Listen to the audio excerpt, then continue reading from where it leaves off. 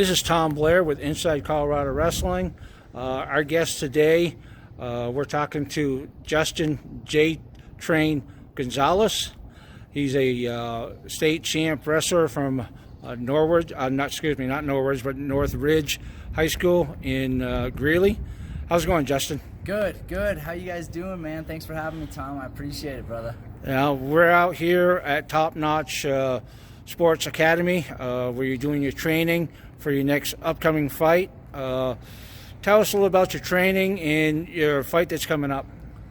Training's good. Training's great. You know, I jump around from here at Top Notch Sports Academy and then Trials MMA in Fort Collins. Man, I'm jumping around. We're getting everything I need plus some. I'm a little beat up, I'm a little sore, you know, but that's kind of how you're supposed to feel at the end of camp. So we're going to start tapering off tomorrow, and then next week's just the weight cut, you know. It's good, man. It's good. I feel great. I'm firing right. It was a good camp, a little bit shorter than normal, but with that comes positives and negatives, you know. Not quite as long of a grueling process as normal, but also just making sure we're getting the work to make sure we're ready. So it was good. Great camp. Let the folks in wrestling know you're doing an MMA fight in South Dakota. Yeah. My fight's for LFA, Legacy Fighting Alliance. It's for the Featherweight World Title. So it's going to be streamed on UFC FIGHT PASS July 10th at, I believe it's Sanford Pentagon in Sioux Falls, South Dakota, man. If you guys don't got any plans, tune in and watch me become a world champ. It's going to be great. Now, how did you arrange to get this fight? I know you do a lot of MMA fights with SCL and some other companies around the United States. I see you travel quite a bit and also been on the Contender series. You know, I fought with Sparta for years, man. It was good. It was great. Just LFA kind of seems like a bigger promotion right now. A little bit bigger opportunities, bigger opponents worldwide, and just when the opportunity presented itself, trying to reach my goals, it just seemed like the right move to make. Have you reached all your goals with Sparta? No, not yet. You know, I was Sparta champ, 155s as an amateur, 145s as a pro, still hold that title. It just, oh man, I don't know. It's just thought it was a good move to make. You know, at a point in my career where I wasn't reaching my goals. It just seemed like the right move to make. So hopefully this one does the trick, gets me signed to a bigger promotion, start making some money, start fighting some high-level competition, and take over the world. Okay. Let the wrestling fans and the MMA fans hear a little about your background in wrestling. I did say that you were a state champion in Colorado. So give them a little background on your wrestling background and what got you started in MMA. Let's see. I started wrestling when I was 8 years old, out in Windsor, and just loved it. I loved the sport, man. You know, it was a little different. I thought it was WWE. I thought I was going to jump off the top turnbuckle and elbow drop somebody. But, that's what all little kids think.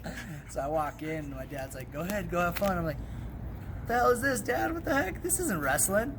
But I tried it out. I loved it and never looked back. Eventually won a couple state titles. I won 2 state titles for Northridge High School, and went on to UNC. What years were those? I remember one. I didn't remember the second one. It was my memory's going. And senior year, so I want to say it was 08 and 09. Okay. And then pursued my athletic and academic career at both University of Northern Colorado and CSU Pueblo. So, yeah.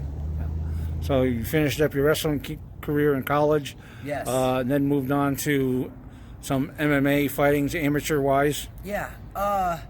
You know, I kind of started MMA. I wrestled for years, and I just wanted to still train, still be active, but wanted something a little bit different than just wrestling all the time. So some of my coaches, the Aliris family, owned a MMA gym.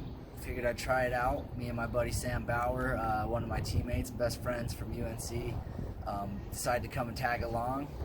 And we were just training over the summer, and after a couple months, man, the coaches just kind of stopped us and was like, "Hey, you guys you guys are really good. You guys should think about having a fight. You know, there's a fight coming up here in a month. So I said, I'll do it if you do it. We did it, both won pretty dominantly, and I just loved it, man. Just the glory, the money, dads buying me beers, introduced me to their daughters. It was just such a surreal, cool feeling, you know. It's just cool to be the man, and just found love with the sport, man. It was a different challenge, and look at me now. I had no intention on going pro. I had no intention of taking my career this far, but you know, sometimes that's the way it goes, and look at me now. So other than the championship fight coming up at 145 pounds, what's your next goals after that? The bigger the better. Keep them coming, man. Whoever's next, whoever's standing across that cage from me, man, you're going to get it. I'd like to go to a bigger promotion. UFC, what's up? Bellator, what's up? One, PFL, let's talk.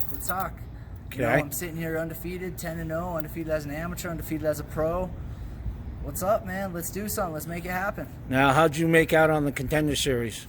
I dominated, man. It was called up, went out there, fought, beat a tough opponent who was on a big winning streak. I think he was on like a 10-fight winning streak. I think 9 of the 10 were first-round stoppages.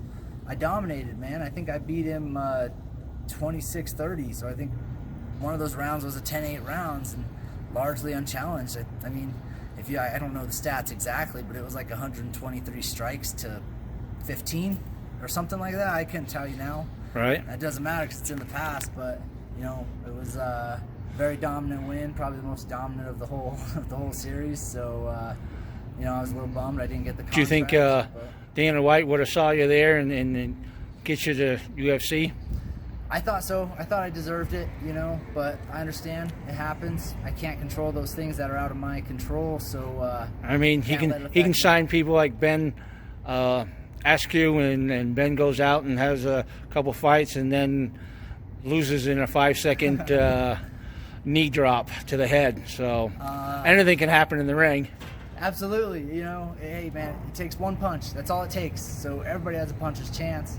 Anything can go wrong. So it's my job to not let that happen. So now there's another famous Justin that went to UNC. That's a champ for, is it UFC? Yeah, he's a good friend of mine, Justin Gaethje, man. We get some rounds. Haven't been up there lately just because of the quarantine and whatnot, but he's currently the interim champ of the UFC right now, and heading for it all, man. He's about to go fight Khabib here pretty soon, I'm assuming, so I wish him the best of luck. We need to get up there and get some more rounds with him. Yeah. Now, former head coach at UNC, Ben Cherington, is doing some of his training? Yeah. He's in his corner. I think it's Trevor Whitman, Luke Caudillo, Ben Cherington. I think he's training with Elevation a little bit. So, yeah, he's got a great camp. Good. Everything's going good for him. Who's in your corner? Who's doing all your training? So like I said earlier, here at Top Notch Sports Academy, it's Michael Lears Jr., Michael Lears Sr., AJ Vasquez. Over at Trials MMA in Fort Collins, it's Ryan Schultz, Jared Hardy, Steve Peters. And then obviously I jump around, man. I get over to the farm, we get up to Elevation. I'm going to go do a run up at Red Feather this Saturday. So we jump around, man. It's a little bit of everything. The best I can find. Okay. Well, good luck in your championship match. I know you're down pretty much close to your fighting weight, so the cut shouldn't be a hard cut for you. 145 next belt championship for you. So good luck. This is Tom Blair with Inside Colorado Wrestling, part of the ICW Media. Thanks, guys. Thanks for having me.